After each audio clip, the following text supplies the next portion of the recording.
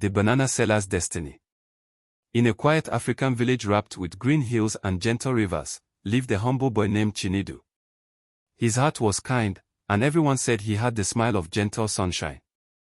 But life had not been easy for the poor boy. His mother died when he was still young, and soon after, his father married another woman named Madam Necker. From the very first day Madam Necker stepped into their home, things changed for Chinedu. She brought with her 2 children, Ada and Obina, whom she loved with all her heart. She dressed them in beautiful clothes made by the best tailor in the community, gave them sweet food to eat every day, and sent them to the biggest, most expensive school in the village. They never lifted a finger to do any work.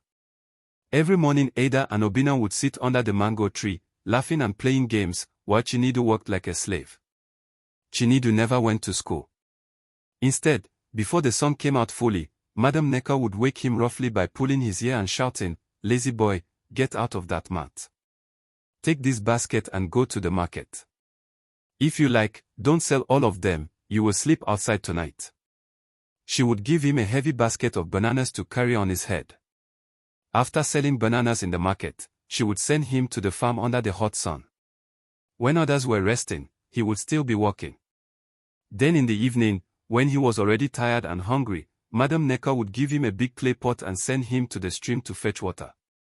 When he finally came back, she never gave him food to eat.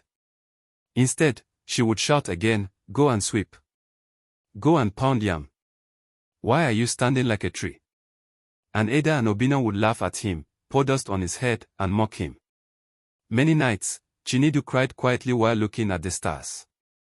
He missed his real mother and wondered why life was so hard for him. But in all his suffering, he still kept a soft heart. He never spoke back rudely to his stepmother, and he never refused to do the work. One hot day, when the sun was burning the ground like fire, Chinedu had just 1 banana left in his basket. It was already late and he knew Madam Necker would be angry if he came back with unsold banana. As he dragged his tired legs on the dusty road, he saw an old, weak woman sitting under a small pawpaw tree. Her clothes were torn and she looked very thirsty. Chinedu stopped and asked, "Grandma, are you all right?" The woman raised her head slowly and whispered, "My son, I have not eaten or drunk anything since yesterday." Chinedu looked at the only banana left in his basket and at his small water bottle. He thought about his stepmother and the beating he would receive if he returned home without selling the banana. His whole body was shaking, but his heart spoke louder than his fear. He gently sat down beside the old woman, removed the banana and said, "Grandma, please eat this. I know it is small, but it is all I have." He also opened his bottle and gave her the last drop of water. The old woman ate the banana and drank the water gratefully. After a few minutes, her face brightened and she smiled tenderly at Chinedu. "Thank you, my son," she said in a voice that sounded like soft wind among palm trees. "You are truly a kind boy. Not many people would do what you have done. You have helped me when I had nothing. Take this old bag." She pulled out a small brown leather bag that looked very ancient. "Do not open it until 2 days have passed. I know what you will face when you get home. Just carry it with you, hold it close." Before Chinedu could even respond, the old woman stood up and started walking away. It was as though she faded into the hot evening air. Chinedu held the bag tightly and hurried back to the house, hoping his stepmother would understand. But as soon as he entered the compound, before he could explain anything, Madam Necker grabbed his basket and counted the money. "Where is the money for 1 banana?" she screamed. Chinedu tried to explain, but her eyes were already full of anger. She slapped him so hard that he fell to the ground. Ada and Obina rushed and started kicking and punching him. "Useless boy," they shouted. "You deserve to sleep on the street." That night, they threw him out of the house. He begged and cried, but no one listened. The doors were shut and he could hear them laughing inside. Sad and afraid, Chinedu walked alone in the dark. No one helped him. No one even opened their doors to ask what was wrong. With tears on his cheeks, he went to the old village square and sat under a big ancient Iroko tree. "Maybe this will be my home now," he said quietly to himself. He curled up and slept under the shade of the big tree, hungry and cold. In the morning, he woke up to the sound of birds. He held the old leather bag the old woman gave him close to his chest. He wanted to open it, but then he remembered her instruction. So he waited, and waited. He spent the second night again under the same iroko tree. On the morning of the third day, the sun gently touched his face and he felt strong hope rise in his heart. He slowly opened the bag, and gasped. Inside the bag, there were piles and piles of clean money. More than he had ever seen in his life. His hands trembled as he counted and counted, but the money never seemed to finish. He fell to his knees and started crying, not tears of pain, but tears of joy and surprise. He stood up, cleaned his face and walked straight to the market. He bought many baskets of bananas and paid for the biggest shop space in the whole market.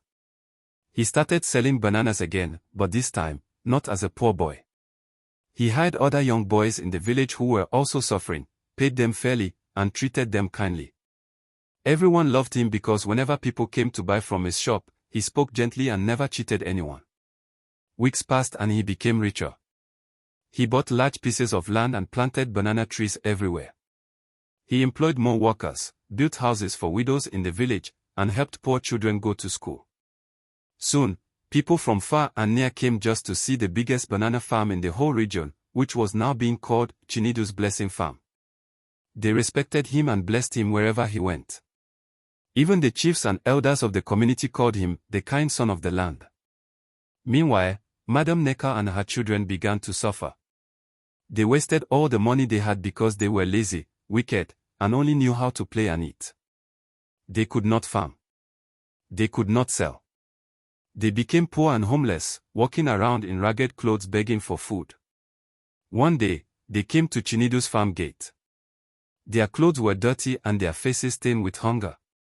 They didn't know that the rich man standing in front of them was the same boy they had thrown out many years ago. Madam Neka fell on her knees and began to cry.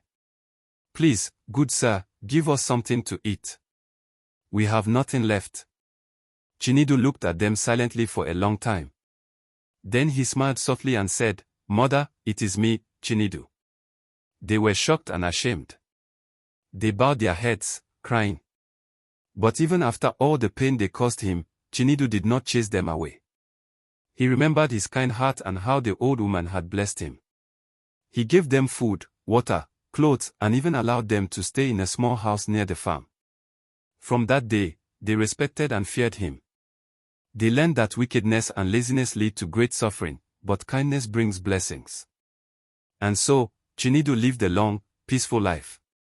His banana farm grew bigger every year, and people from far away told their children the story of the boy who gave his last banana to an old woman and became the greatest man in the land because of his kind heart. Moral of the story: kindness is like a seed. When you plant it, it grows into a beautiful tree that gives you shade, fruit, and blessings. Thanks for watching. Please like, share and subscribe for more interesting stories like this. Thanks.